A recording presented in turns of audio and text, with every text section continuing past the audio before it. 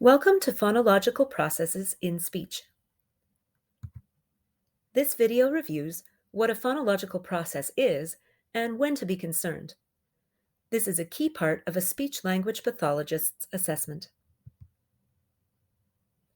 This is an important message about the following content. Please pause and take some time to review.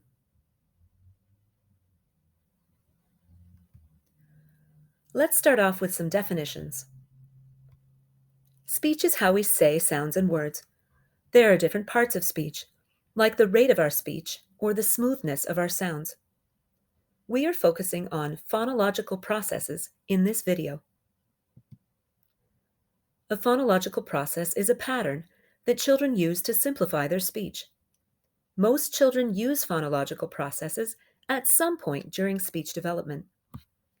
For example, children sometimes change sounds in a word to sound like the other sounds in that word, which is why they might say lello instead of yellow or gog instead of dog.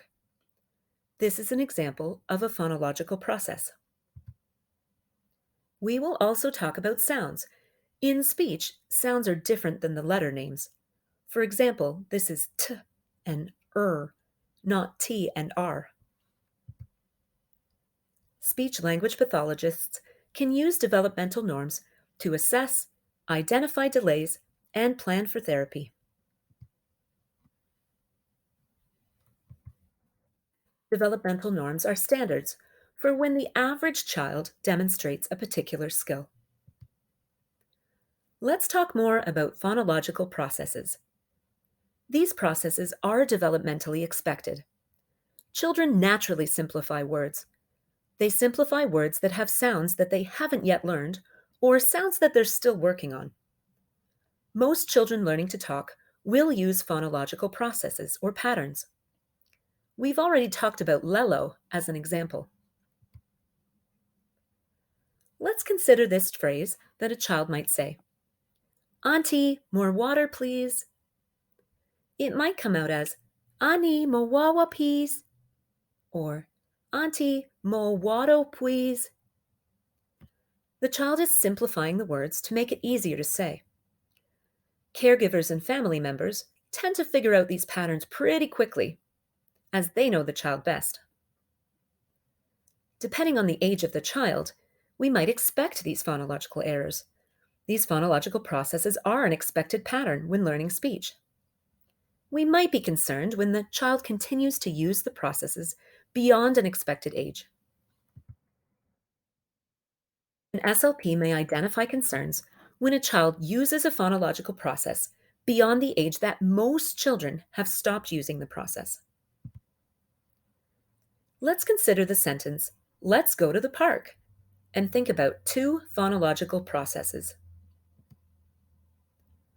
Gliding happens when the R sound, the becomes like a W sound, a W, and L, or ul, becomes like a W or a Y sound. It's why some children will say wed instead of red. A child who's gliding might say, "Let's go to the park." Saying, "Let's go to the park" is expected for a 4-year-old, but not for a 9-year-old. Fronting happens when sounds in the back of the mouth, like a k or a g sound, are replaced with sounds in the front of the mouth, like t and d. It's why some children will say titty tat instead of kitty cat. A child who is fronting might say, "Let's do to the part." Saying, "Let's do to the part" might be expected for a 3-year-old, but not a 6-year-old. Didn't catch all those phonological processes in "Let's go to the park"? Not to worry. Your SLP looks for patterns during assessment. Identifying error patterns helps you and the SLP plan for therapy.